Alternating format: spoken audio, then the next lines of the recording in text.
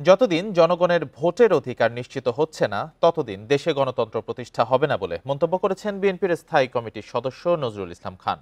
বিএনপির সাথে আন্দোলনে অংশ নেওয়া দলের নেতাদের দাবি, সরকার যেভাবে নির্বাচনের তারিখ দিয়েছে তা গ্রহণযোগ্য নয়। সংস্কারের অজুহাতে নির্বাচন নিয়ে টালবাহানা চলবে না। শনিবার বিএনপি লিয়াজো কমিটির সাথে বৈঠকে এসব কথা বলেন 12 দলীয় জোট নেতারা। সমসাময়িক রাজনীতি, আগামী নির্বাচন ও পঞ্চদশ সংশোধনী সহ দেশের বর্তমান রাজনৈতিক পরিস্থিতির মধ্যে বিএনপির সঙ্গে বৈঠক করেন 12 দলীয় জোটের নেতারা। শনিবার বিকেলে বিএনপির চেয়ারপারসনের কার্যালয়ে এই বৈঠক হয়।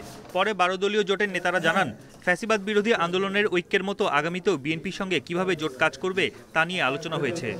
12 দলীয় জোট এবং বিএনপি এবং দেশের ফ্যাসিবাদ বিরোধী যে রাজনৈতিক শক্তিসমূহ দীর্ঘদিন যাবৎ যে আন্দোলন করে এসেছে, আমাদের সেই আন্দোলনের এবং সেই ঐক্যের প্রয়োজনীয়তা ফুরিয়ে যায় নাই। আগামীতে সেটা আরও গভীরভাবে অনুভূত হবে। একই ইস্যুতে পরে বিএনপি লিয়াজো কমিটির সাথে বৈঠকে বসে সমমনা রাজনৈতিক দলগুলোর নেতারা। তারা জানান, দেশে গণতন্ত্র প্রতিষ্ঠা করতে হলে দ্রুত নির্বাচন দিতে হবে।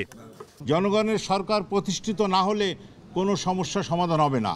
তাই গণতন্ত্র রক্ষার জন্য নির্বাচন খুবই জরুরি। সুনির্দিষ্টভাবে নির্বাচনের ডেট তারিখ দিতে হবে এবং আমরা এটাও চাই যে সংস্কারের নামে কালক্ষেপণ করে নির্বাচন দেরি করা ঠিক হবে না।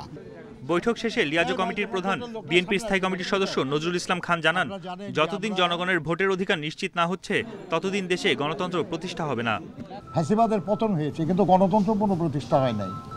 সেটা পুনঃপ্রতিষ্ঠা হবে যখন জনগণ অবাধে, নির্বিঘ্নে, শান্তিতে তার ভোটাধিকার প্রয়োগ করে এ রাষ্ট্র পরিচালনার দায়িত্ব তাদের নির্বাচিত প্রতিনিধিদের দিতে পারবেন। বৈঠকে দেশের বিদ্যমান রাজনৈতিক অবস্থা নিয়ে দলগুলোর সাথে আলোচনা হলেও চূড়ান্ত কোনো সিদ্ধান্ত হয়নি বলে জানায় বিএনপি। অতএব আমাদের মতে খুব একটা বনি ইবনে কামাল, ইন্ডিপেন্ডেন্ট নিউজ, ঢাকা।